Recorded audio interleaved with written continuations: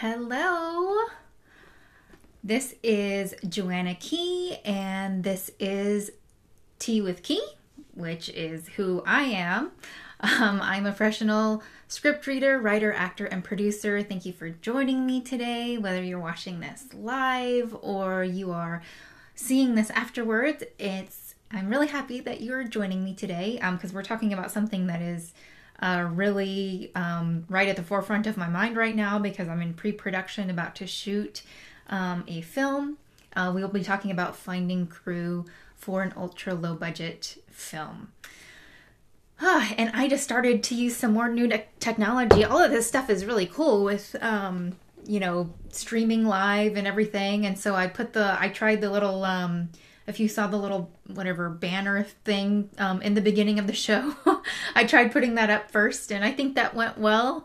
I transitioned to me here, so it's cool. It's like having your own kind of little television studio on your desktop computer. So that's awesome. If anything didn't work out, though, if you're like, what are you talking about? I didn't see anything, then let me know because it should have shown something before I popped up on screen here live, which was nice because it gave me a couple minutes to organize myself.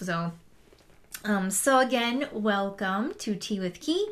And I am drinking today, as usual, my usual go-to is green tea, and I'm using my Houston mug. Houston is my hometown, and my mom got me this mug from Starbucks.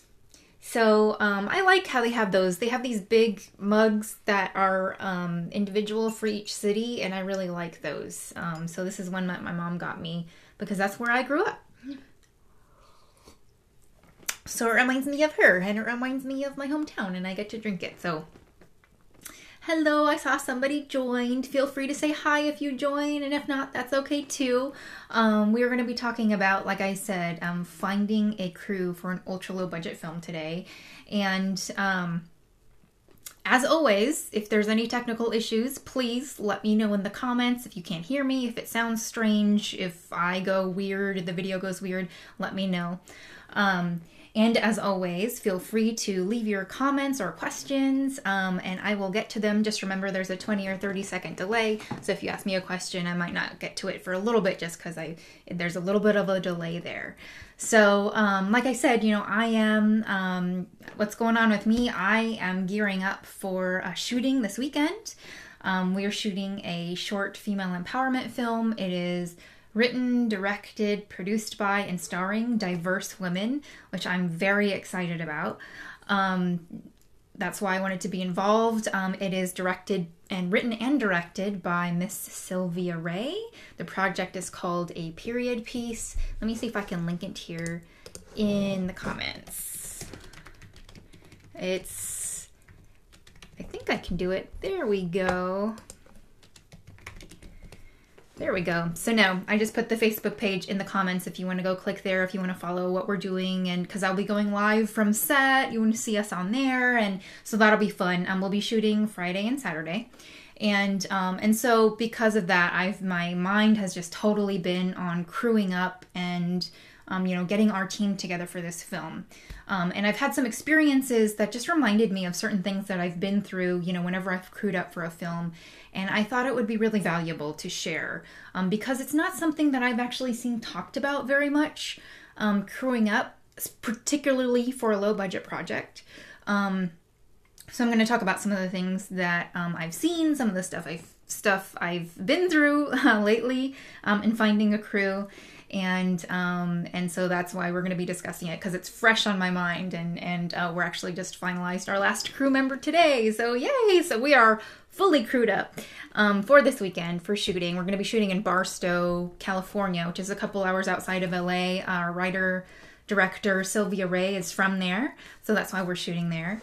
And what else? Let me see. There's this podcast called The Loud Math Report that I was a guest on. Let me see if I can link you here to that podcast so that if you want to listen to it. I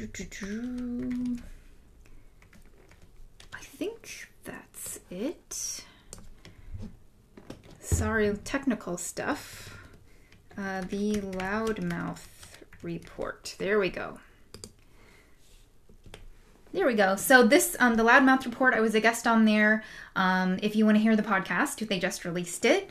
What else has been going on? I started learning rapier and dagger in my stunt class, which is super fun. I really love double weapons.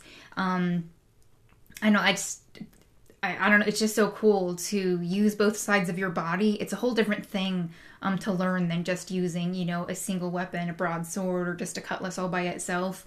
It's kind of, it's something that you have to kind of train your brain because you're using both hands, and, one is, it's really cool. I just love that style. It's one of my favorite things is double weapons. And also really like broadsword. That's one of my favorites, double weapons and broadsword. Right now, we'll see what happens as I continue to train in different things. Hi, Daniel. Oh, say hi to your wife. Oh, that's nice of her.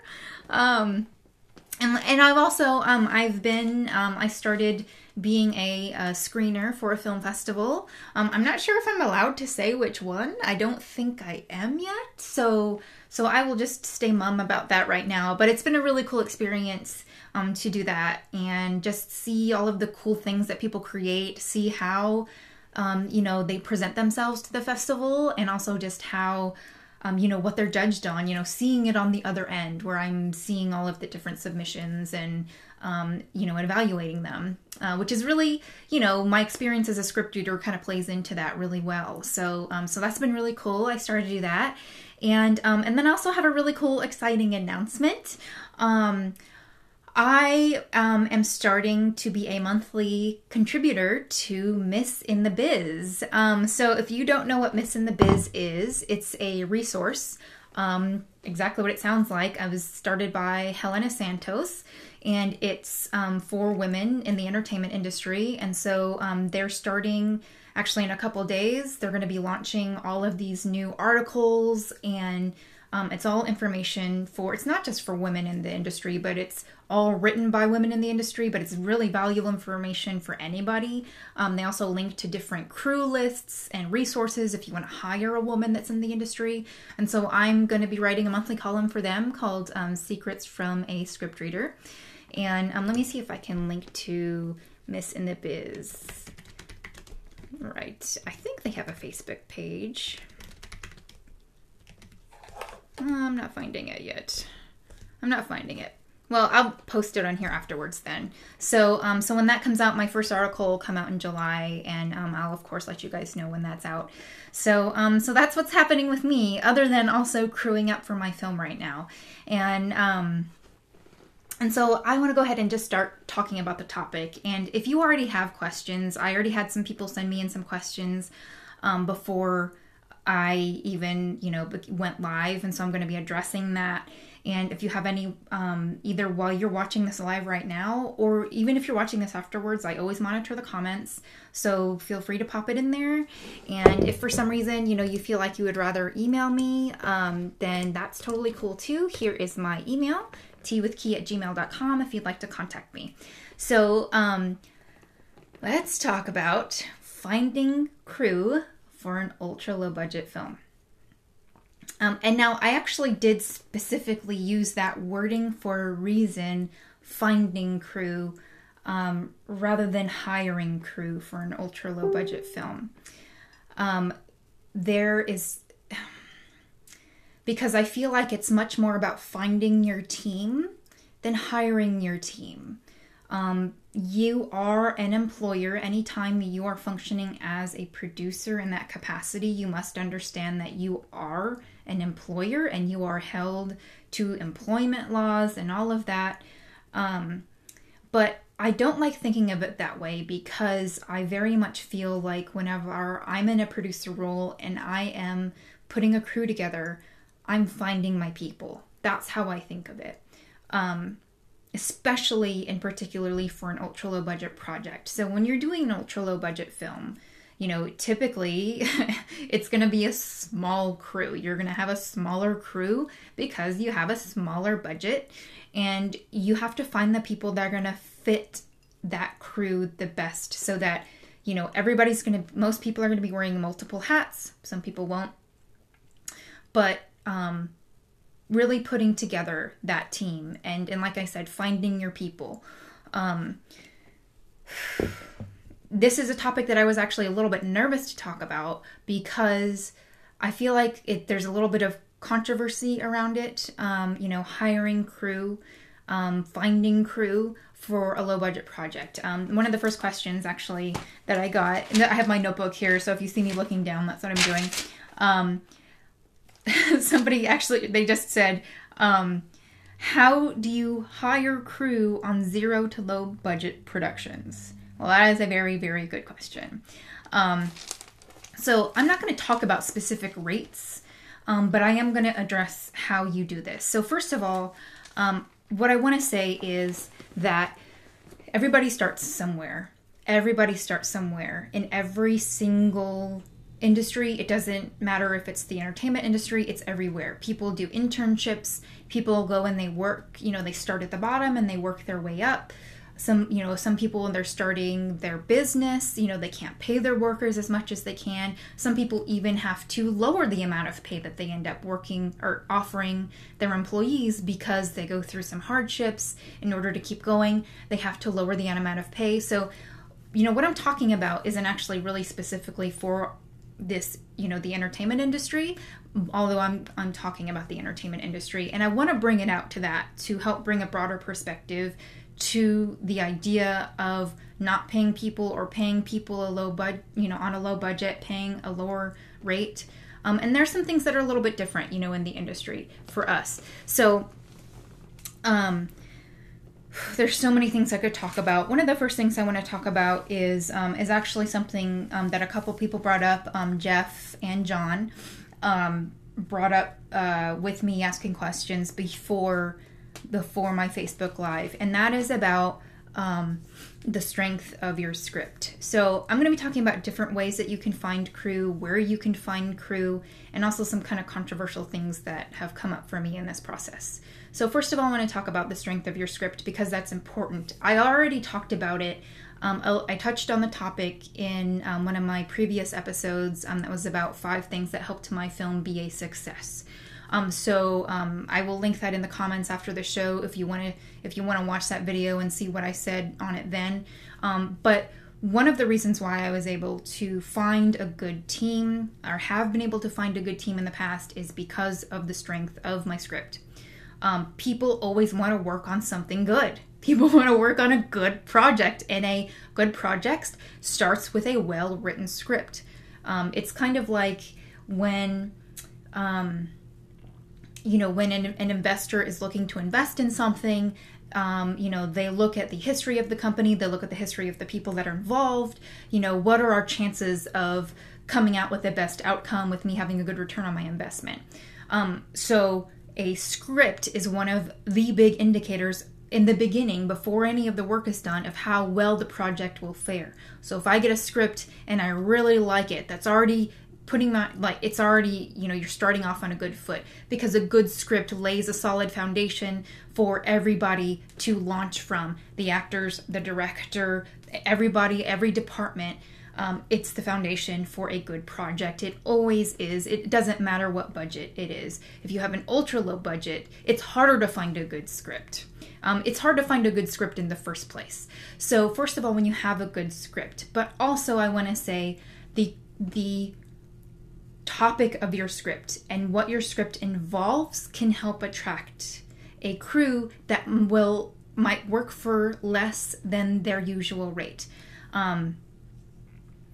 That is because, so for instance, Protectress, my film that I is out on the festival circuit right now, shows something that is not typically out there, which is a female warrior. And we had a cool sword fight. All that, it's just not typical. It's just not normal. And also, it's not normal to have that well written. and so that helped me attract a really amazing director, America Young.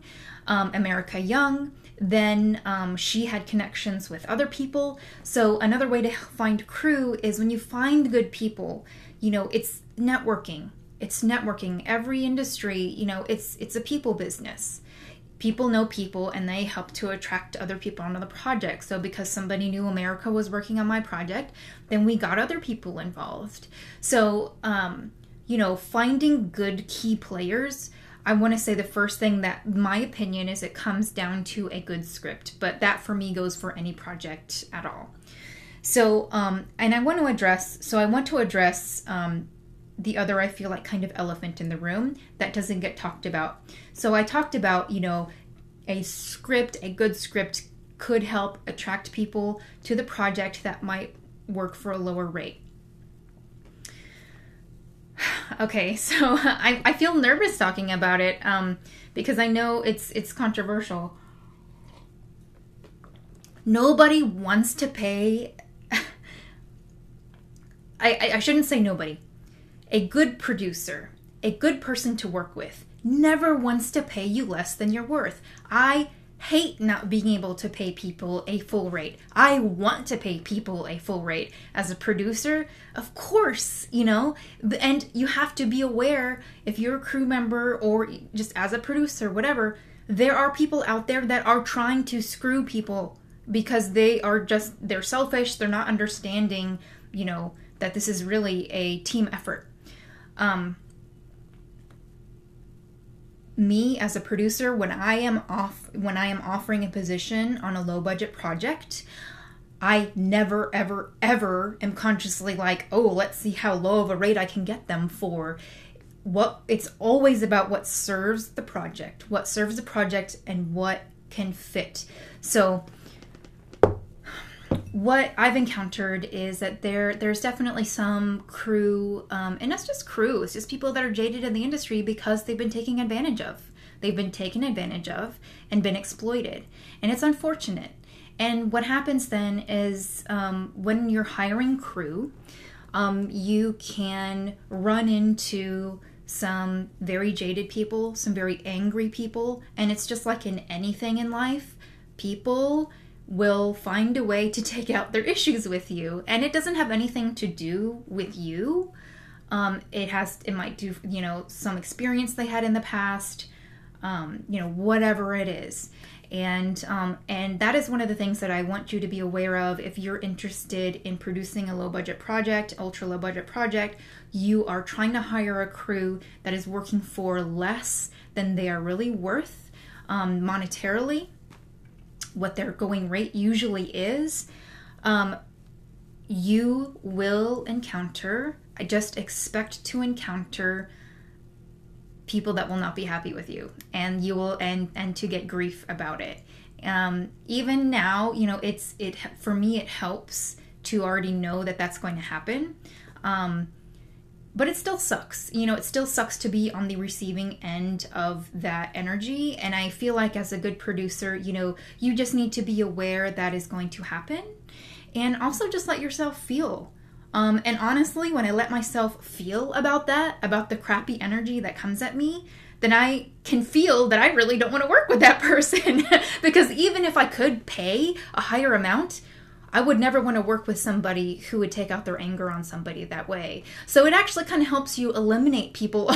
They kind of eliminate themselves already from, pushing that energy towards you or taking out whatever. And like I said, it doesn't have anything to do with you, even though it might feel personal. And it sucks, and I've felt really shitty after having some conversations with people or reading comments from people. When I've put out ads for crew, it feels like crap. But, it's where you're coming from as a producer. And I understand, it's like I unfortunately, I don't have the money right now. I don't have the money right now to pay people what I would really love to pay them, but I know I will, and I'm getting there. And this is my stepping stone to get there.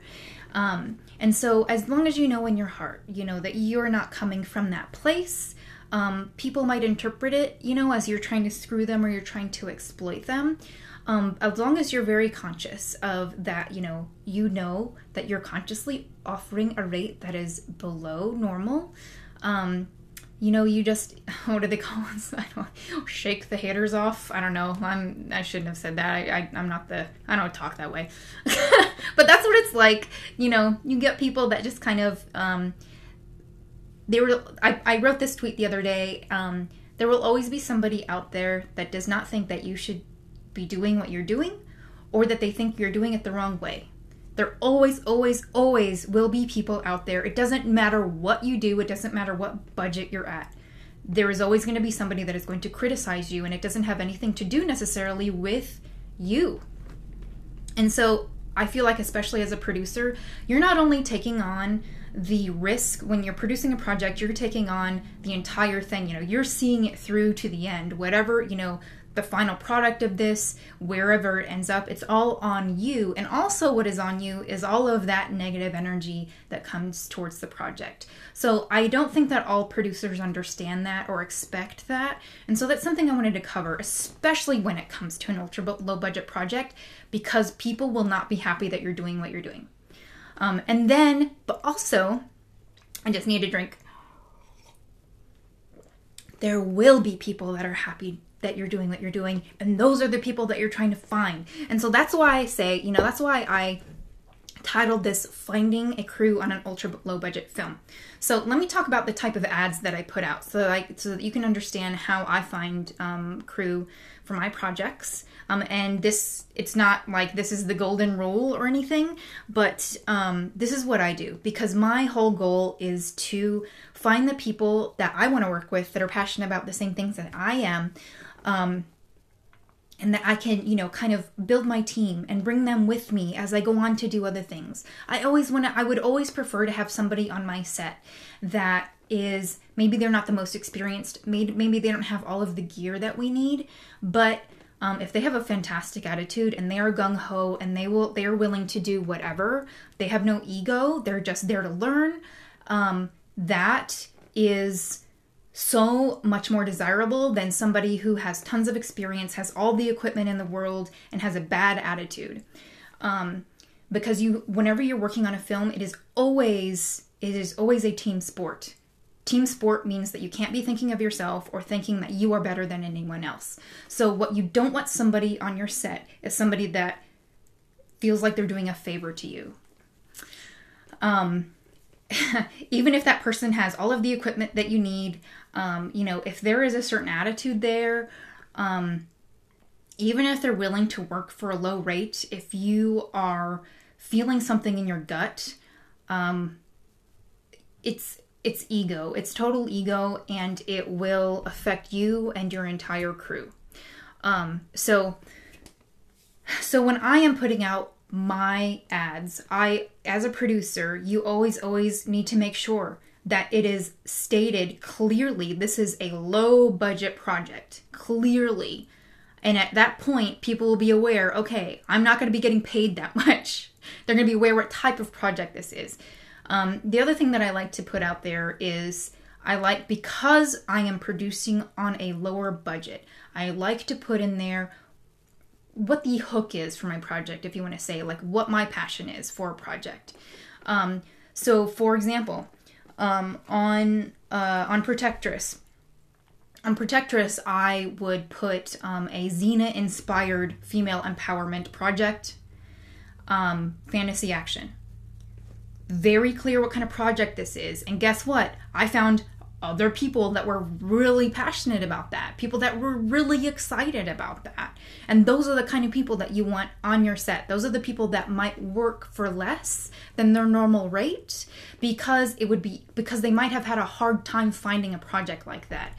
And so there's an advantage that you have to understand, that when you're offering a lower rate, what you offer somebody is not just money. And I have to remind myself of this all the time.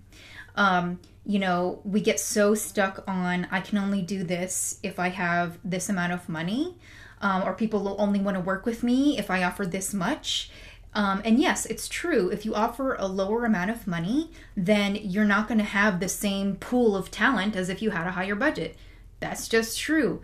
But that, to me, in a certain way, it kind of helps me because it makes the pool smaller. You're only finding one person for each role. And that's what I always have to remind myself of, is I only need one person. I only need one person. So the more that I can eliminate the people that don't fit this, then that's good. Because I just need to find the one that's going to fit. And it's a little bit I'm going to say that's a little bit misleading what I said, because it's not just one person, because things happen. And that's what the other thing that you need to be prepared for is when you find a crew for an ultra low budget film, you need to be prepared that you might need to replace people last minute. And that is because of a very good reason.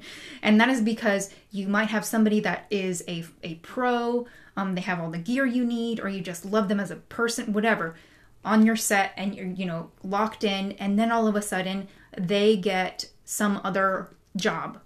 And they have to, like, one of our people on our crew that was really excited to work with, I've worked with him before for my current project for a period piece. We had him on the crew, and then he ended up getting booked on a project that was shooting in Europe for like a couple weeks. Like, awesome, good for him. But then we lost a crew member, and that's normal. That is normal for an ultra low budget project, and you have to be aware of that. Don't panic when it happens. I always keep a list, of backups. So while you only need one person to fill that spot, but just be prepared, you might need to replace that person because you're doing an ultra low budget project.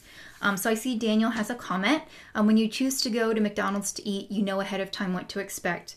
You will not be ordering filet mignon. When you sign on to an ultra low budget film, you already should know the limits concerning budget, and therefore be patient and understanding and willing to give 100% for the project. That is the professional attitude that should come with the project. Exactly, Daniel. Yes, absolutely. And so that being forthcoming and stating up front that you are doing an ultra low budget project and that the rate will be lower than normal is needed in the ads that you put out, because then nobody's going to respond to your ad expecting all of a sudden you come back with this low rate, and then you're going to get even more irate people because you're the one that hasn't been clear. So when you put out an ad, make sure that you are stating exactly what kind of a project that you're doing. Okay, let's go on to... So I already talked about, in the ads, when you can put, what the hook is or what the special thing is about your project that could help attract the right team for you. And that's also because, somebody might be like, what, I haven't gotten to do a,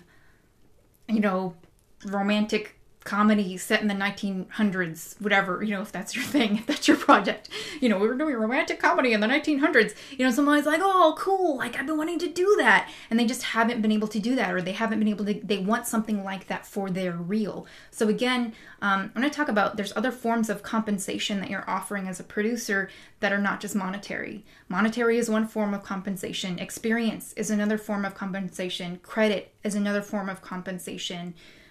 Real footage is another form of compensation.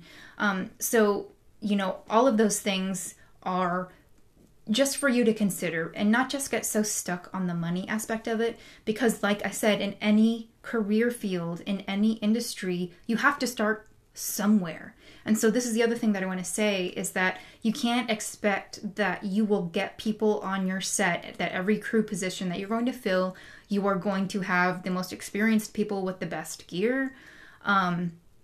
It's just, that's unrealistic. It's unrealistic.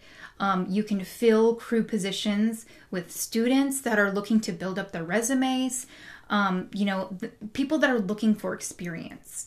That is one of the things that can help fill a low budget crew. And so, you'll have different experience levels. I mean, really on any set, but definitely for a low budget, you just have to kind of set your expectation and know that you can't, I mean, it's completely unrealistic to think that you'll be able to have that. But I want to say, don't limit yourself to think that you can't have that, because you never ever know who you're going to find. And that is why whenever I post my ads, I throw out a wide net, because I feel like my goal as a producer is to find my people, and I don't know where I'm going to find them. And so I post in a few places. Staff Me Up, if you have not heard of Staff Me Up, is it's a job listing resource for the industry. Staffmeup.com. And I also, Facebook is actually a fantastic resource. There's different Facebook groups. There's Facebook groups that are specific to certain industry roles, like sound people, even screenwriters, whatever. So you can find those Facebook groups, become a member of them, post your ads. But like I said, and this is the thing that I always feel apprehensive about with Facebook specifically, is people will not always be happy with you. And I keep saying that because I just want you to be prepared for it, because it can be difficult. Especially if you're a sensitive person, and if you're in the entertainment industry and the arts, then you most likely are a sensitive person. People don't care. They just don't care because they're thinking about themselves. And like I said, there's some jaded people out there. So one of the things that's happened for me is that I've had people that lecture me. They just throw a lot of anger and hate my way. And with those people, like I said, the thing about that is that they eliminate themselves from being considered for many of my future projects because of that. And there is a lack of understanding. I feel like on both sides of from the crew side and also from the producer side, because as a producer, you do need to understand how much of a discount your crew is giving you if you're asking for a low rate. You need to understand what the reality is that they actually pay, normal rates that they actually receive both for labor and gear. And so I would just suggest, that you do your own research. You can actually go to those Facebook groups and say, hey, I'm putting together a budget. Can you guys let me know what your normal rates are? So that you can start to understand why when you post, a lower rate that people might get offended, or you can just really see what kind of a discount that, you're asking for, to understand that, because not all producers understand that.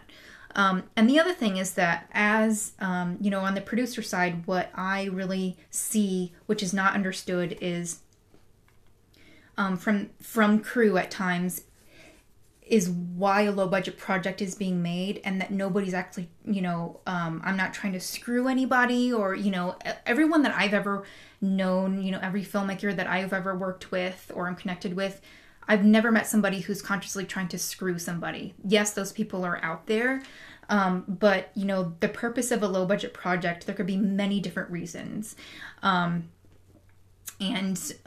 so, you have to be able to start somewhere and make your own dreams come true. Nobody, unless you're, some kind of, trust fund child, nobody starts with, several $1 million to work with. If you wait, my philosophy is that if you wait until, it's a black and white way of thinking. Unless I have, $20,000 to put into a short film, which is, some people's income for the year, $20,000, then I can't make anything. And unfortunately, that is the mentality of some crew members that I've encountered, which is that, unless you can pay full rates, then you shouldn't be making what you're making. And it's such a black and white mentality. And if you think about that, it's a certain way of approaching life where there's no gray area and there's a lack of understanding, of what really is going on. Because, there will forever be low budget projects. There will forever be people in every industry that do internships that will work for a lower rate because they need experience, because that's just how the world works. And so as a producer, that's one thing I just wanted to say is, there are reasons why the budget is lower, and it has nothing to do with, trying to, get people for a lower rate just so that, we can exploit them. I don't know anybody that tries to do that. So let me keep going. Also, Craigslist is a good place to post ads because you'll find people on there that are looking for experience in the gigs section. Now, on there, it used to be free to post in the gigs section. It's not anymore. It's like $5 an ad. But if you really need to find your people, then you need to be the one to put in the effort to find them and go through all of the resumes, look at their work. That's a whole other thing, finding, like, actually vetting everybody and making sure that, but that's your due diligence that you have to do as a producer, is going through everybody's resumes. And also, I look at everything because I want to make sure that people have actually read the ad, understand what they're getting into, because there will be people out there, just like any job, they'll just blanket, send a, form cover letter, and they actually haven't read the ad. They actually don't understand what they're getting into. And so I want people that actually do understand that, and they've taken the time to read the ad and apply for it because they're specifically looking to work, on our project and be part of that team. So you need to make sure that you read all of the submissions that are sent in, because not everybody has read your ad. So that means they might not be a good fit for your team. And let's see. Okay. For some reason, I wrote in red pen on my notes, and so it's a little bit hard to see. Okay. So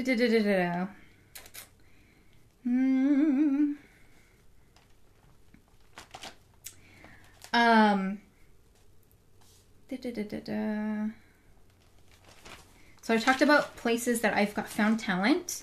The other places that I found crew members for my team is, like I said, networking. You just ask people that you know. That's a fantastic avenue, because most of the time those people have worked with the people that they're recommending, and so you're getting a reference at the same time as connection to somebody.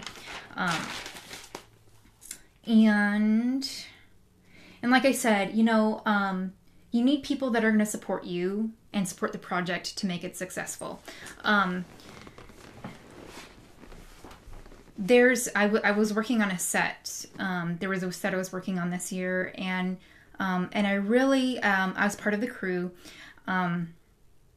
It was a difficult set to be on, and one of the reasons why, and it kind of was encapsulated in this statement that I overheard one of the key production members, or one of the decision makers, making, and that was it had to do with their attitude towards the crew. Basically, their attitude was, like, they're going to do whatever to make this film happen, despite if anybody's tired, despite if anybody's hungry, despite whatever. And so basically the mentality of the heads of this production were, this is going to happen despite you, despite the crew. We're going to make this film happen. And that is a terrible attitude, because that's not a team attitude. My attitude is always, this is going to happen because of the team, because of the people that come together.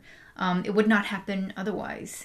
And so, myself as a producer, I feel like when you also build a reputation for yourself, as that kind of a team player, it helps you find a good crew. People will want to work with you if they know, that you're a good person to work with. So that's another way that another way that you can find crew to work with is, your own way of working and your own mentality. In this business, people talk and it gets around, but it's that saying where I say people will always remember how you made them feel, something like that. People, if you remember what it is, please put it in the comments. It's something like, people may not remember what you said, but they'll always remember how you made them feel. Yeah, that's true. And especially if you are running a production, it just, how you work as how you are to work with is really important. And so that mentality and understanding that, your crew is the ones that are going to make it happen. I mean, I am always blown away, and I feel so grateful for the people that I get to work with, because it's because of them that anything happens. It's because of everybody. I'm a part of it, but it's not me. It's everybody. So, okay, let's see. So we talked about ads, making sure that you're stating that it's low budget. And, the other thing that I like to put in is putting what the hook is, what might interest other people to work on it, so, like in Protectress, like I said, Xena inspired, that there's a cool sword fight in it, that we have a good stunt coordinator, a good fight choreographer. Sometimes, if you like to state people that are attached to the project that are already involved, if they're okay with being put in the ad, that can help as well.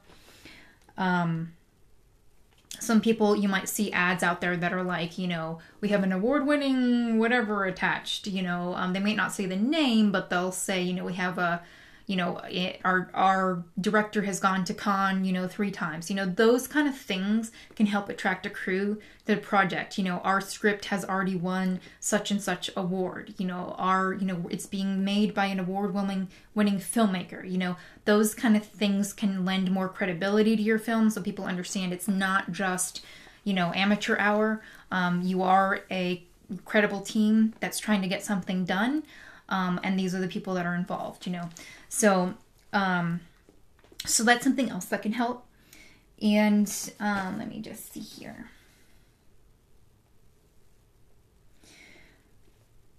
Yeah, I think that's pretty much what I wanted. That I really wanted to cover. And what I wanted to also just say is that I remember, when I was looking for day jobs before, like browsing, like not industry job ads, but just like regular job ads. I remember like in the days before Craigslist this was years ago, when Craigslist used to not charge for their ads. Now they do. If you post a job ad or an ad in the gigs section, you have to pay for it, but they used to not. And so you used to have this thing happen where somebody would post an ad, for, receptionist or, whatever, this is how much an hour, blah, blah, blah.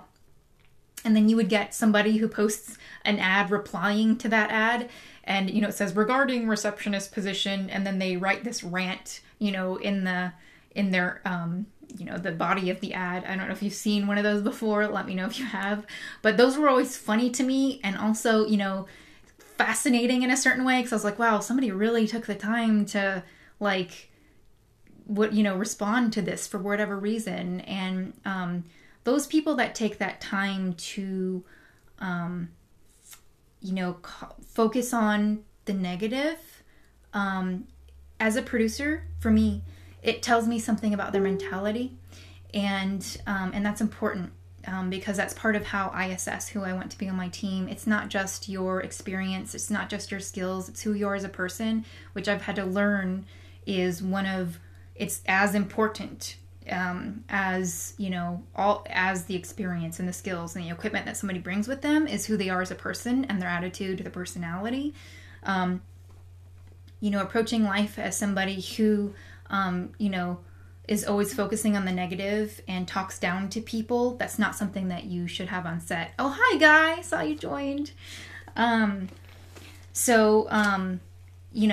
Think about the personalities of the people that you are hiring or that you're bringing on, and how that's going to affect the rest of your team. Because if you feel something from somebody, something feels off, either in an email or a conversation, if you either need to clear it up or, you just need to really consider who the person is that you're bringing on, not just their experience and not just,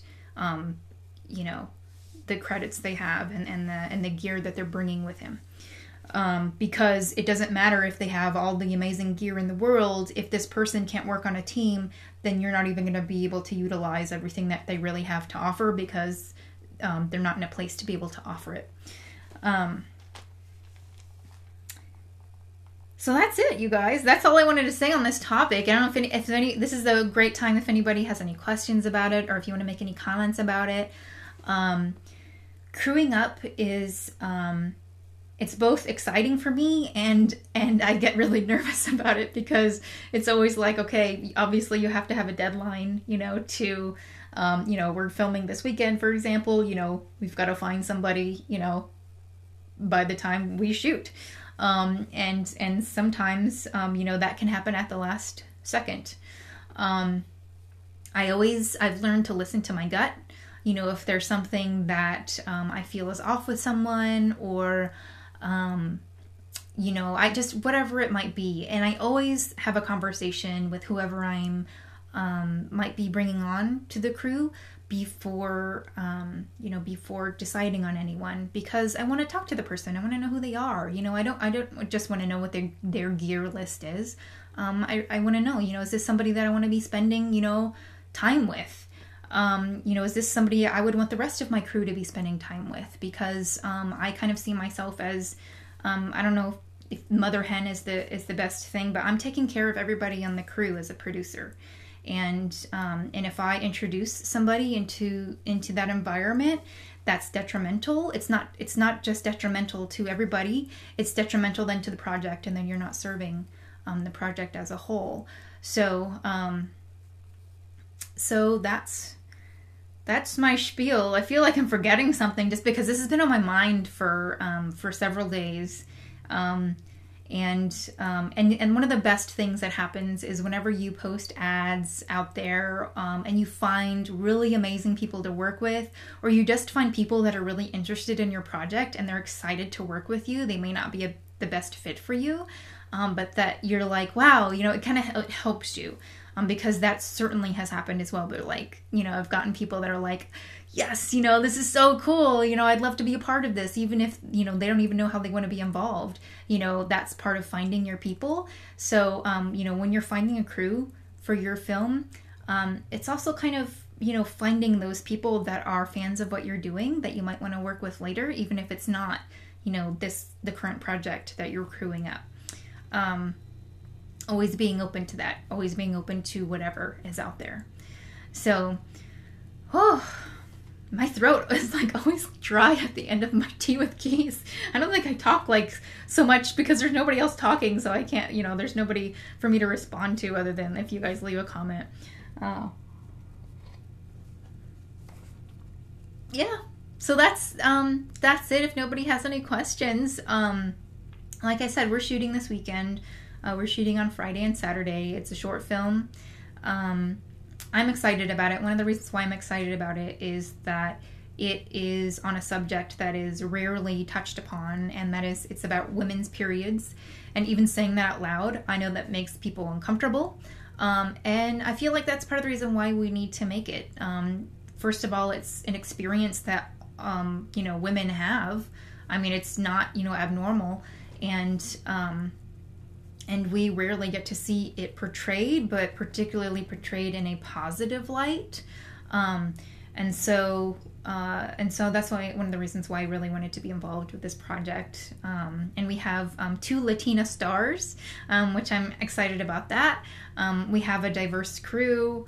We have a 50% female crew, which is also one of my goals when I put a crew together.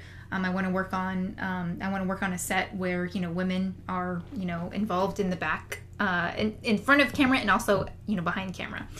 So and so that's what we've done, and that was part of my goal for the crew that I assembled for this, with the writer director who's also the producer. Her name is Sylvia Ray. So that's our Tea with Key for this week. Like I said, if you're watching this afterwards, you have questions, you have comments, feel free to put them in the comments section. You can also send me an email. And I do think I'm starting to have, my schedule's changing a little bit. I think I'm going to have to change my Tea with Key to Tuesdays at 3 p.m. Pacific. I believe that's what it's going to have to be from now on. But I will let you guys know. So next week it will be on Tuesday, June 5th. I can't believe it's June already.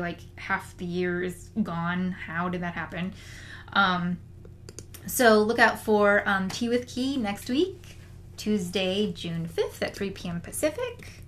And I will see you next time. Bye. Next time I see you, I will have filmed. So I'll see you on the other side of filming. Okay, bye.